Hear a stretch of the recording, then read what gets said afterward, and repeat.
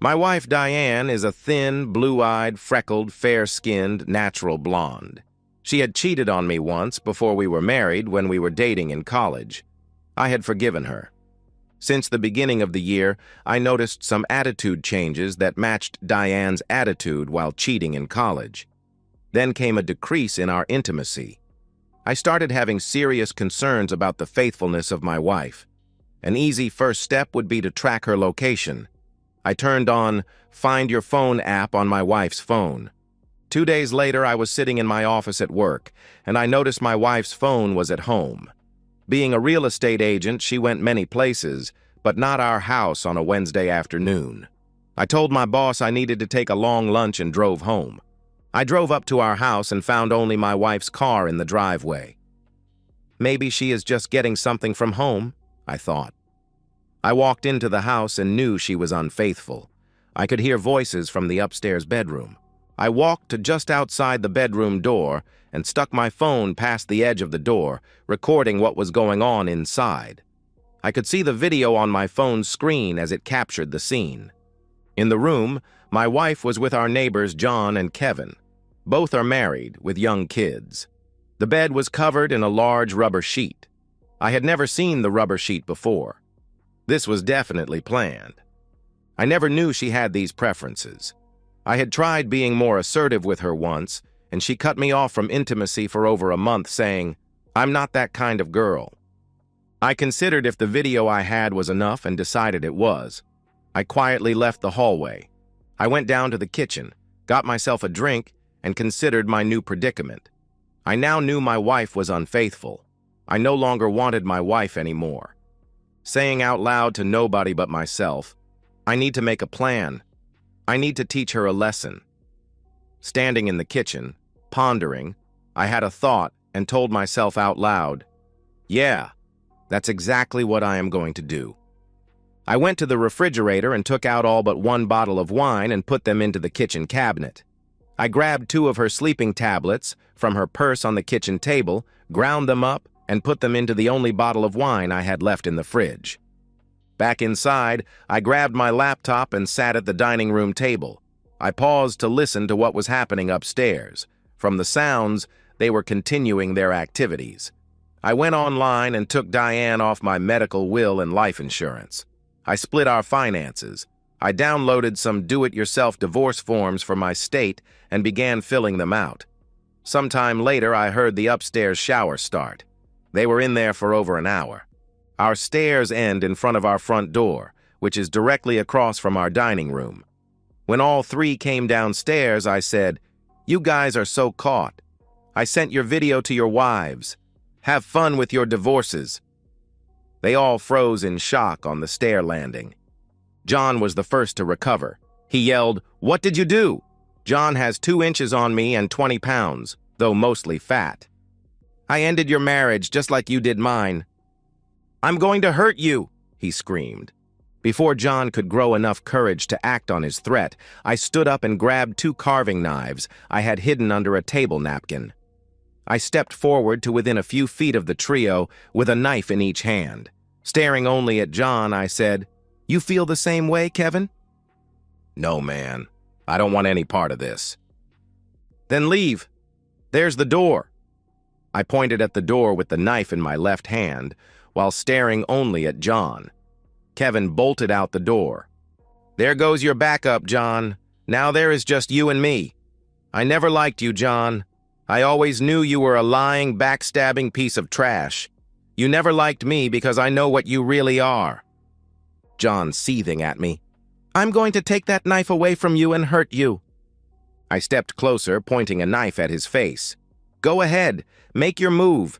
When you try to grab the knife in your face, I am going to sink the other 8-inch carving knife straight into your fat belly. Or maybe you're too slow, and I will bury this one in your left eye first." John stared at me with hatred in his eyes. "Come on, tough guy. I'm looking forward to feeling my knife sinking into you." I smiled menacingly at him. "Come on, big man. I can't wait to harm you. I so want to hurt you right now. I'll give you some incentive. I'm going to talk to your wife after this, since she has always liked me better than you. especially now that I know I have a much better personality to offer." I knew he was jealous of the friendly intimacy his wife and I shared, and the personality remark just felt good because it was true. John's face turned more red. "What's wrong, tough guy? You are always telling everyone how tough you are, how you would never back down from a fight. Well, here's your chance." I quickly moved forward, poking the knife towards his face. John flinched away. If he hadn't, he would be minus a left eye. John's look changed. After almost losing an eye, John realized I was very serious. I could tell because of the fear in his eyes and the moisture running down his legs. Staring at John as he finished embarrassing himself, I knew he would do nothing but talk. I said in a condescending voice, "John, you're making a mess on my floor. Get out of my house." "Forget you!" Logically, he screamed and ran out the door. Watching him run down the street, I said out loud to no one in particular, "Pity, I really hate John. I really wanted to watch him suffer on the floor." Diane looked pale and frightened. Closing the front door and turning to Diane, I cheerfully said, "Come on, dear. Let's have a chat. Be careful. Don't step in tough guy's mess." I sat back down in my chair at the dining room table and put the 2 knives back under the table napkin. I motioned to Diane to sit across from me, and she quickly scurried to the chair. Visibly shaking from what I had done to John, Diane said in a contrite voice, "I'm so sorry." While looking through the papers in front of me, I said in my normal voice, "Yes, you are. You are a very sorry excuse for a person." Before Diane could come up with another stupid excuse, I pushed some papers across the table so Diane could see them. "I have filled out these online divorce papers. This is a no-fault state, so we will split everything 50-50. I will give you the house and I will keep my 401k. I have already moved my half of the bank account and savings account into my own account. I paid off the balance of the credit cards and canceled them. I want you out of my life as fast I can, so I am being fair to make this divorce quick as possible, but there will be no alimony." Though still shaking, all contriteness disappeared. "No way, I know my rights. You make way more. I want alimony and the house." "Would you like to see the video that your parents, family, and friends will see? In fact, I think any future boyfriends you ever date may get a copy. So much for you marrying the future, rich bank account of your dreams." I showed her my phone screen, where I had paused the video showing her with the neighbors. "That's blackmail," she cried. "It's not my fault John's or Kevin's wives sent out the video I sent them. They must truly hate you for breaking up their families." I pointed at the papers in front of her and said, "Sign them. It's the best deal you're going to get, and the longer you take, the more likely the video goes public." She looked them over and signed where I had marked. "Good. I will file these today. I am moving out, so I will be in and out the next few days. I have already called into my work to take the rest of the week off. So, if you don't mind, please just leave me alone while I get out of here." "I'm not letting you take whatever you want. I'm watching you." "Fine. Your choice." With that, I got up and left the house to file the papers with the courthouse. When I got back to the house with a small rental van, Diane was sitting on the couch, with a glass of wine in her hand. She was dressed inappropriately. "I have my phone recording video, so you may want to change your clothes." She smiled at me and made a provocative gesture. "Don't you still love me?" I did not answer, even though I so wanted to. I wanted to make a smart remark about her appearance, but the silent treatment was really making her angry, so I stayed quiet. "You know you'll miss me?" I stared at her for a moment, looking like I smelled something nasty. Then, without a word, I walked up to our bedroom and started packing my clothes. She followed me in and laid on the bed. While I packed, she tried her excuses and to sweet-talk me for about 20 minutes. She began trying to flirt and said, "I miss you. Come back to me." After I failed to respond to anything she said or even look directly at her, she slid off the bed when my back was to her and began pressing against my back. "Come on, baby, I'll treat you better." She reached around and tried to embrace me, but found me completely unresponsive. My anger and disgust was thankfully overriding any other feelings. She finally realized I wasn't going to talk and her behavior was not affecting me. She let go and walked to the bedroom door. She stopped at the door and yelled at me, "Maybe if you were better as a husband, I wouldn't have to be with other men." I didn't pause packing or even glance at her. In all the years we had been together, I had always responded to her advances. Not being able to get a response from me verbally or emotionally really angered her. Diane stormed off downstairs, yelling at me as she went. "If you had been a better husband, I wouldn't have strayed. If you paid more attention to me, we wouldn't be having this problem." Her last rant, she yelled from the bottom of the stairs, "You're never going to reconcile with me until you apologize for treating me so badly." I thought to myself, wow, what a train wreck. As I loaded some of my stuff into the moving van, she sat on the couch in her robe, drinking wine and watching TV. She pretended not to notice me. About an hour later, as I was carrying a box past the living room, I saw Diane was asleep. I walked into the kitchen and examined the bottle of wine. It was almost empty.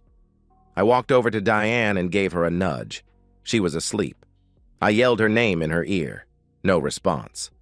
Feeling pleased with myself, I smiled and said out loud, "I love it when a plan comes together." I slid her wedding ring off her finger and put it in my pocket. I set her phone to airplane mode and put it into a kitchen drawer. I closed all the blinds in the house. I covered the inside of the front door, which had glass in it, with a black blanket I had purchased when I was out earlier. I covered the windows in the garage doors as well. I also disconnected the front doorbell. I spent the rest of the evening boxing up everything I wanted from the house, including her expensive jewelry and her precious kitchen utensils and appliances. I did these first, in case things did not go as planned. Her sleeping pills last 8 hours for her, and she is always groggy for an hour afterwards. While she is under the effects of the sleeping pills, my wife is literally impossible to wake up. So, I crushed another of her sleeping pills and sprinkled the powder into her open mouth. I then poured a little wine in.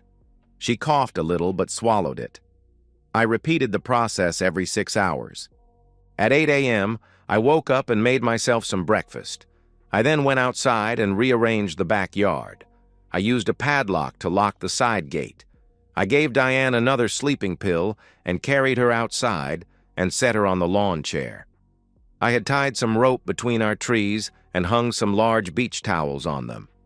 Not that it was likely, but just in case the neighbors were to look, it would look like we were drying towels near our pool. In reality, it was so the neighbors could not see my unconscious wife tanning by the pool. I continued packing the van throughout the day, putting stuff into a storage unit and personal items in my extended stay motel room. Every 6 hours, I gave Diane another sleeping tablet. About every hour, I also adjusted her chair, so she was not in the shade from the hanging towels and to make sure she was pointed towards the sun. We didn't want an uneven tan. Around noon, someone began beating on our front door. I peeked out from our front window. It was Kevin's and John's wife. I heard them yelling, "Come on out here, you homewrecker! I'm gonna hurt you!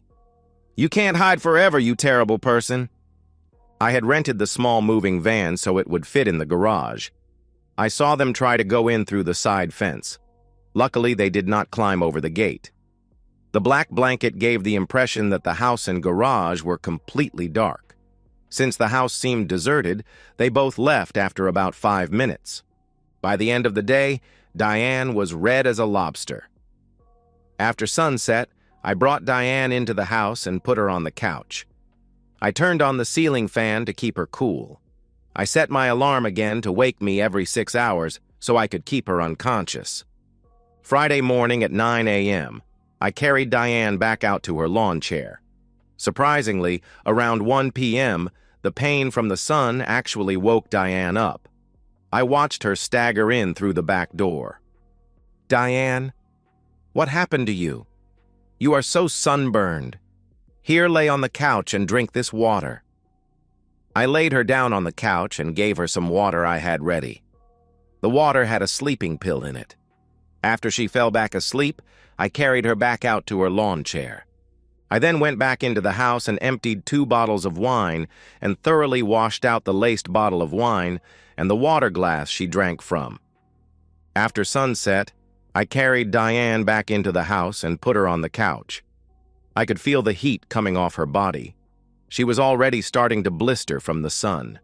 It had been 2 clear, beautiful, hot, sunny days. I let the sedative wear off. I removed all the blanket coverings, opened all the blinds in the house, removed the padlock from the side gate, and I removed the rope and towels from the backyard. At 8 p.m., I poked Diane in her sunburned belly. She didn't wake up. I tried again an hour later. Diane woke up screaming, "Don't touch me!" "Diane, I need to take you to the hospital. You fell asleep in the sun and got badly sunburned." "Where am I? I hurt." Diane was very groggy. "My God, Diane, I have to get you to the hospital. You look horrible. Your face is all swollen." Diane gingerly put on her robe, and I drove her to the hospital. I had to carry her to the car. The bottom of her feet were too sunburned for her to walk. After admitting her to the hospital emergency, the doctor came out and asked me some questions. "How many hours was she in the sun?" "I don't know. I recently moved out. Luckily, I had to go back home to get some items when I found her on the couch. I think she got drunk and fell asleep in the sun all day." "Do you think she will be all right?" "Yes, but we won't know the full extent of the damage until we can get the swelling down." "How bad is it?" I asked. "She has 2nd-degree burns over the entire front of her body. She may even have some 3rd-degree burns on some parts. She has sun poisoning, so we are hydrating her to get the fever and swelling down. I will update you when I know more." After the doctor left, I peeked in on Diane. They had burn gauze over the front of her entire body. There was a gauze pad over her lower body. I had made sure her legs were spread and always pointed at the sun. A pretty nurse came up and asked me some questions. "Are you the husband?" "Ex-husband," I replied. "Well, can you provide her insurance information?" "Nope, I dropped her from my insurance. I don't think she has any other. You will need to ask her when she wakes up." I abruptly turned on her and left the hospital. The next day, 2 police officers showed up at our house while I was packing. One officer asked questions, while the other officer looked around our downstairs and backyard. He spent most of his time looking in the kitchen and laundry room. "Can we ask you some questions about your wife's sunburn, which put her in the hospital?" "You mean my soon-to-be ex-wife, Diane?" "We're divorcing." "I see. Can you tell me when you last saw your wife not sunburned?" "That would be Thursday. I came by a few times to get my stuff. She was sitting on the couch." "Could you tell if she had been tanning on Thursday?" "Yes. She had a nice red tint all over her body," I replied. "What time was that?" "Around 8 p.m. How were you able to determine the extent of her tan?" "She was undressed. I caught her on Wednesday being unfaithful with my 2 neighbors, and she was trying to persuade me not to divorce her," I replied. "I see. When did you next see her?" "I saw her Friday morning when I came by to get some of my stuff." "Was she tanning then?" "Yes. She came inside when she saw me inside the house. She was undressed, drunk, and feeling sorry for herself. She again tried to persuade me and got mad when I declined. I got my stuff and left. She was back out laying in the sun when I was leaving. She had a bottle of wine with her." "Does your wife normally drink much?" "She usually drinks a couple glasses of wine while she lays out in the sun. When I found her Friday night, there were 3 empty bottles on the counter. She normally doesn't go through 3 bottles unless she is sunbathing with her friends. But she does drink more when she is depressed. And she was definitely depressed knowing I won't stay married to someone unfaithful." "Can you give us the names of the friends she normally sunbathes with?" "I can give you the names of her 2 best friends she tans with. But unfortunately, they hate her now," I replied. "Why is that?" "Those 2 guys I told you I caught her being unfaithful with. Those were their husbands." "I see. Your wife claims you drugged her and left her in the sun. She blames me for being an idiot? I always told her to not drink when she took those stupid sleeping pills. So your wife takes sleeping pills? Yes. She has a prescription from her doctor. She takes them like candy when she wants to sleep, is depressed, or in pain. Honestly, she likes to take them and drink. They make her higher than a kite. I see. Well, thank you for talking with us. As they were turning, I gave them my best puzzled expression. I thought it was a nice touch, and I was honestly curious what they were thinking. Honesty is always the best policy with the police. As soon as the police left, I traded my small moving van for a large moving van. I needed the room for furniture and large garage items. Monday, I put the house up for sale, anticipating I would need the leverage soon. 2 days later, Diane called, "Honey, can you bring me some clothes?" "Nope, not going to happen. Why don't you ask John or Kevin to run your errands for you?" "Honey, I need your help. Can't you forgive me a little bit?" "You already got your little bit of help from me. I had to carry your sorry self to the car and drive you to the hospital. Don't call me ever again." And I hung up. By the time Diane got out of the hospital, I had taken everything from the house, except her oldest clothing, makeup, our bed, and the rubber sheet. I had found the rubber sheet hidden in the bottom of the laundry basket in a large zip-locked plastic bag.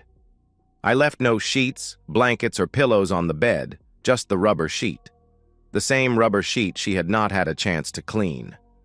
I'm sure the room was rather fragrant by time she got home, especially since I turned off the central air in the house before I left. Nice and toasty for my sunburned wife's return. I stored what I wanted in a rental storage unit. Anything I didn't want, or Diane would want in the divorce, I sold in a resale shop or threw away. I burned the entire wedding album, deleted all the digital copies, and burned her wedding dress. We both hired lawyers, and I communicated exclusively through them. Diane sent me hundreds of texts and emails, mostly apologies, but quite a few threats, especially when she came home from the hospital and found I had cleaned out the place. Diane tried to fight the divorce papers she had signed. She needed money. She became a vampire, having to avoid the sun at all costs. Just the heat of the sun on her clothing caused her pain. Of course, she had to quit her job as a real estate agent. Who wants to be shown a house by a blistering person who has to avoid the sun? She claimed she had signed the divorce papers under duress, and I had stolen everything from the house. She also wanted alimony. Luckily, the house sold before we were divorced. When I threatened to hold up the sale of the house and not sign over the proceeds to her, she agreed to no longer contest the divorce. I knew she was desperate for money.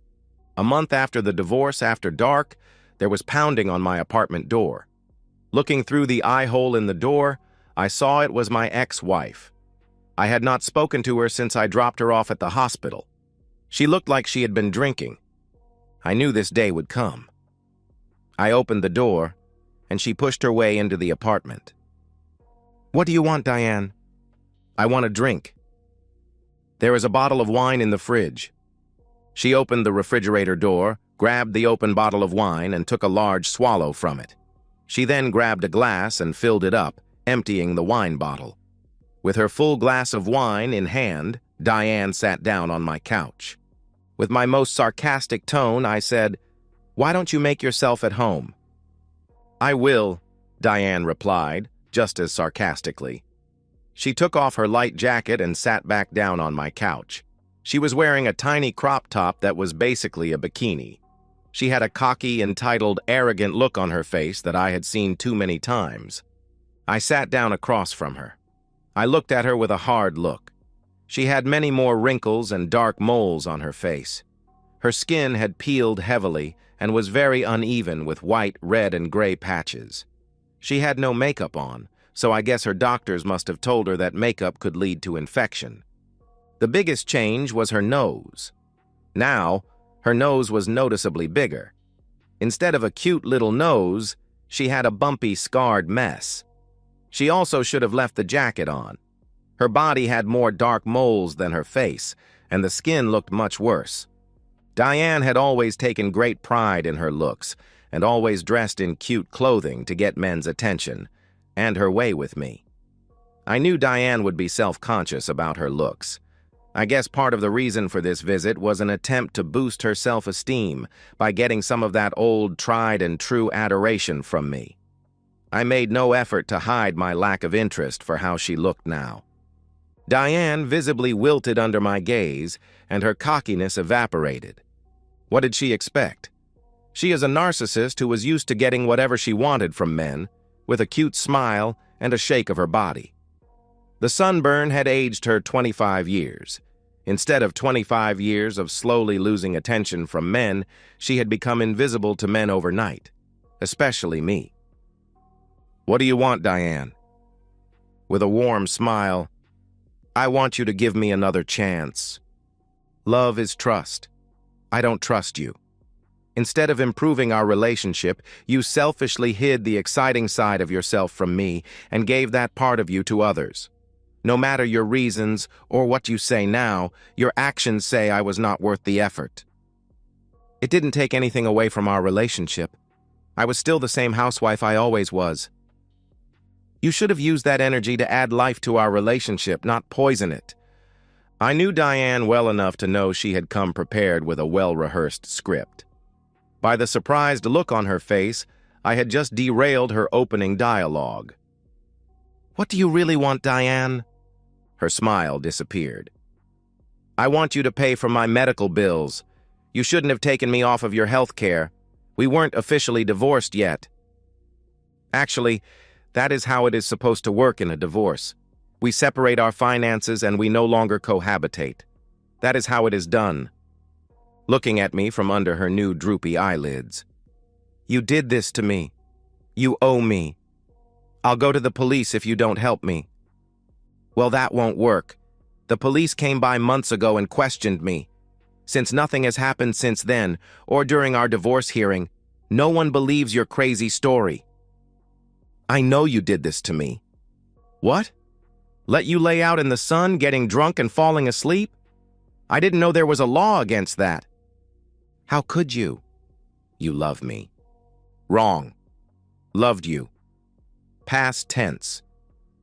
We sat in silence for a few moments, and she said in her most pitiful voice, "I need your help. I have a mountain of medical bills, I am out of money, and I need more skin treatment. Maybe even skin grafts to fix certain things." Looking at me with very sad eyes. "I still love you. I know you loved me. We could still love each other." I think the sunburn had screwed up her tear ducts. I could tell she was trying to cry for sympathy. "Why don't you ask Kevin or John for help? They got to be close to you too." Looking at me with a weird, guilty, angry, sorry look. "They are both divorced, broke, and want nothing to do with me." A few weeks after our split, John came over to my hotel room and wanted to spend time with me. I think he thought he could get his manhood back. He couldn't. I could see in his eyes that I reminded him of the moment he embarrassed himself in fear of you. He stormed out of my apartment calling me a dried-up old mess. He never liked you, and it was eating him up that he backed down to you so spectacularly. What's worse, his wife had seen the video you sent and was waiting at home for him. She saw John had humiliated himself and knew you had caused it. She even took pictures. I had been seeing John's wife numerous times since that day. She asked me why John had embarrassed himself, and I told her. Afterwards, she always brought my name up when she spoke to John. With her permission, I sent John a picture every week. Nothing anyone could tell was her and I, but enough so John could tell. We stopped seeing each other a few weeks ago, but I had lots of pictures. I didn't try so hard with Kevin. There wasn't anything left to destroy after he lost his family. In so many words, Diane had admitted during some of her guilty, drunk texts that John had chased her. But she had seduced Kevin. Diane wanted to be with both men and thought Kevin was cute, and he was young. At one of John's barbecues, I had seen how excited Kevin had been when Diane responded to his innocent flirting. After the first time they spent time together, Kevin wanted to break it off, saying it was a mistake. But John and Diane pressured Kevin to continue, with photos John had secretly taken. Kevin learned the hard way how vulnerable, unfaithful people are. You really did scare John badly? Diane looked at me with excitement in her shining eyes. She was recalling the excitement of the moment. It exhilarated her. Her eyes told me she was hoping that it had been an effort by me to win her back. I stared at her with a dead expression until that hope left her eyes. As for Kevin, his wife refers to him with terrible names to everyone, even their kids. She's never going to let Kevin or anyone else ever forget. She sent your video to everyone he knows, including his family and mine. I found Kevin at the grocery store to see if we could get together. He started crying and fell to the floor bawling. I left when the cops showed up. He's more broken than John is. I could see the haunted look in her eyes as she recalled the way Kevin and John had looked at her and what she had done to destroy their marriages. Diane took a big swig of wine from her glass, trying to ease the pain. Why don't you offer them the same things as before? That worked before. I can't be intimate anymore. Why not? Catch an illness. No, the sunburn. Ouch, sensitive areas hurt that bad? You have no idea. My sensitive areas are horribly painful. I have to constantly put gauze pads over parts of my body. Even a breeze across them is painful. From what I saw, you like that kind of thing. But I don't think those areas are what John and Kevin are really interested in. Her tears started flowing. Diane burst out sobbing and half yelled, "The sunburn damaged me permanently." "What?" I asked. Through her sobbing, she said, "My sensitive areas were sunburned just as bad as the rest of me. After the skin peeled off, I lost all feeling in those areas. The doctors said the feeling may come back, but I can't feel anything anymore. I can't enjoy intimacy anymore." Diane sobbed harder into her hands. I let her cry for a few minutes. I could tell she was hoping my heart would break, and I would take her in my arms. Instead, I picked up her glass of wine and handed it to her. She drank a couple of big gulps, sniffled, and gave me a small smile. Unbelievable. She thought she could just win me back with a few tears, a provocative outfit, and a smile. After she tore my heart out and treated me like garbage, she still expected me to be there for her, to provide her financial and emotional support. I smiled to myself. I had completely upended her easy life. Now to crush all remaining hope and get her completely out of my life. When Diane saw my slight smile, she stopped crying and gave me her warmest smile. I went to her, stood her up by lightly pulling on her arm, and guided her to the front door. At the open door, she turned and pressed her body against mine. She looked lovingly up into my eyes and asked, "Don't you still love me?" Looking deeply into her eyes, I slowly shut the door and said, "Why?" "Everything about you that I loved is gone." Standing defeated on my doorstep, I slowly closed the door in her face. And so, we've reached the end of today's story. Was it what you expected, or did it take a twist you didn't see coming? I'm curious to hear your thoughts. Share them in the comments below, and let's get a conversation going. If this story kept you hooked, make sure to hit that like button. And if you're new here or just haven't subscribed yet, now's the perfect time to join our community. I bring you fresh, captivating stories every day, so click that subscribe button and turn on notifications so you never miss out. Thanks for watching, and I'll see you in the next one.